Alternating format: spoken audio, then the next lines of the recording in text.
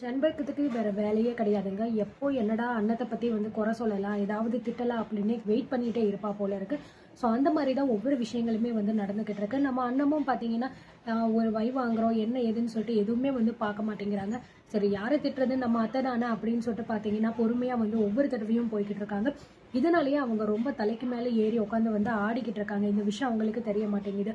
So அன்னத்தை பார்த்தீங்க அப்படின்னா வழக்கம் போல் நம்ம செண்பகம் திட்டிக்கிட்டு இருக்காங்க. இந்த மாதிரி ஸோ ஒருத்தவங்க சொல்லியிருப்பாங்க போல இருக்கு, இந்த மாதிரி கோயிலுக்கு போயிட்டு விளக்கு போட்டு வந்தால் ஸோ சீக்கிரமாக குழந்தை பாக்கியம் கிடைக்கும் அப்படிங்கிற மாதிரி, அதனால அவங்கள போக சொல்லியிருப்பாங்க. இந்த விஷயத்தை பற்றி பார்த்தீங்கன்னா நம்ம சண்முகத்துக்கிட்ட சொல்லிக்கிட்டு இருப்பாங்க. இந்த மாதிரி சொன்னாங்க மாமா அப்படின்னு சொல்லிட்டு உடனே அதை கேட்டுட்டு பார்த்தீங்கன்னா நம்ம செண்பகம், மணி எல்லாருமே வந்துடுறாங்க. ஆமாம், இப்போ போயிட்டு இவ கோயிலில் போயிட்டு விளக்கு போடுறது தான் ரொம்ப முக்கியம் பாருங்கள். இங்கேயே ஒன்றுமே இல்லாமல் இருக்குது. இவ போயிட்டு விளக்கெல்லாம் போய் போட போகிறாளா அப்படி இப்படின்னு சொல்லிட்டு பார்த்தீங்கன்னா ரொம்பவே அவளை காயப்படுத்துகிறாங்க. ஸோ இந்த விஷயம் எல்லாமே கேட்டுக்கிட்டே தான் இருக்காங்க. ஆனால் எதுவுமே பதில் சொல்ல மாட்டேங்கிறாங்க நம்ம அண்ணன். அது மட்டும் இல்லாமல் நம்ம சண்முகம் பேசுகிறாரு, இங்கே பாரு உன்கிட்ட யாருமே இதை பற்றிலாம் கேட்கல, இதை பற்றி நீ பேசணும் அப்படின்னு சொல்லிட்டு எந்த அவசியமும் கிடையாது. உன்னை போயிட்டு யாராவது விளக்க போட சொன்னாங்களா? இல்லை உன் வேலை என்னமோ அது மட்டும் நீ பார்த்துட்டு பேசாமல் இருந்தாலே போதும் அப்படிங்கிற மாதிரி சொல்கிறாங்க.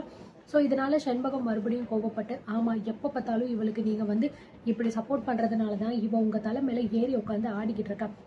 நான் சொல்கிற பேச்செல்லாம் என்னைக்கு நீங்கள் கேட்குறீங்களோ அப்போ தான் நீங்கள் எல்லாம் உருப்பிடுவீங்க அப்படின்னு பார்த்தீங்கன்னா சொல்லிட்டு வேகமாக நம்ம செண்பகம் பார்த்தீங்கன்னா கிளம்பி போயிடுறாங்க. பின்னாடியுமே மணியுமே கிளம்பி போயிடுறாங்க. ஸோ அதனால நம்ம அண்ணன் ரொம்பவே ஃபீல் பண்ணுறாங்க. என்னடா இது இவங்க எப்போ பார்த்தாலும் ஏதாவது சொல்லிக்கிட்டு இருக்காங்களே அப்படின்னு சொல்லிட்டு கட்டகுண்டா அந்த இடத்துலயே நின்றுக்கிட்டு இருக்காரு. என்னடா இது இவங்க விறுவிறுன்னு கிளம்பி போயிட்டாங்க, இப்போ இவங்க பக்கம் போகிறதா இல்லை இங்கேயே நிற்கிறதா, நமக்கு சோறு முக்கியமா மானம் முக்கியமா அப்படின்னு யோசிக்கிறாரு. நமக்கு சோறு தான் முக்கியம், அதனால இங்கேயே நிற்போம் அப்படின்னு சொல்லிட்டு, இங்கே பாரு அண்ணோ உங்கள் அத்தை சொல்கிறதெல்லாம் நீ பெருசாக எடுத்துக்காத. அவங்க சொல்லியிருக்காங்கல்ல கோயிலுக்கு போயிட்டு விளக்கு போட்டால் நல்லது நடக்கும்னு சொல்லிட்டு, அப்போ அதையே நீங்கள் பண்ணுங்க, அதுதான் உனக்கும் சின்ன மாப்பிள்ளைக்கும் நல்லது அப்படிங்கிற மாதிரி சொல்லிட்டு அவருமே கிளம்பி போயிடுறாரு. ஸோ இந்த பக்கம் நம்ம சண்முகம் பார்த்தீங்க அப்படின்னா, இங்கே பாரு கண்ணு அவங்க சொல்கிறத எதையுமே நீ காதில் வாங்கிக்காத. அவளுக்கு தேலோட விஷம்தான் அவளோட நாக்கில் இருக்குது. அதனால் யார்கிட்ட எப்படி பேசணும் அப்படிங்கிறது தெரியாது. அதுவும் உன்கிட்டனா கொஞ்சம் அதிகமாகவே அவள் வாய் விடுவான். அதனால் இது எதையுமே நீ மனசில் போட்டு குழப்பிக்கிட்டு இருக்காது. முதல்ல உன் புருஷனுக்கு ஃபோன் போட்டு வர சொல்லு. 2 பேருமே சேர்ந்து கோயிலுக்கு போயிட்டு நல்லபடியாக சாமி கும்பிட்டுட்டு விளக்கு போட்டுட்டு வாங்க. அதுதான் உங்கள் 2 பேருக்கும் நல்லது, சரியா கண்ணு அப்படிங்கிற மாதிரி சொல்கிறாங்க. சரிங்க மாமா அப்படின்னு சொல்லிட்டு பார்த்தீங்கன்னா நம்ம அண்ணமும் போயிட்டு உடனே இந்த பக்கம் நம்ம கார்த்திக்கு ஃபோன் பண்ணுறாங்க. இந்த மாதிரி இன்னைக்கு நீங்கள் பெர்மிஷன் போட்டு வர முடியுமா சின்னதா அப்படிங்கிற மாதிரி கேட்குறாங்க. என்ன புளிமூட்டை என்ன விஷயம் அப்படிங்கிற மாதிரி கேட்கும்போது, இந்த மாதிரி பார்த்தீங்கன்னா மாமா இன்னைக்கு எங்களுக்கு கோயிலுக்கு போக சொல்லியிருக்காங்க. போயிட்டு விளக்கு போட்டு வந்தோம் அப்படின்னா குழந்தை பாக்கியம் கிடைக்கும் அப்படிங்கிற மாதிரி சொல்லியிருக்காங்க அப்படின்னு சொல்கிறாங்க. ஓஹோ, இப்போ புளிமுட்டைக்கு குழந்தைங்க மேலே ஆசை வந்துருச்சா? அதுவும் கரெக்டு தான்.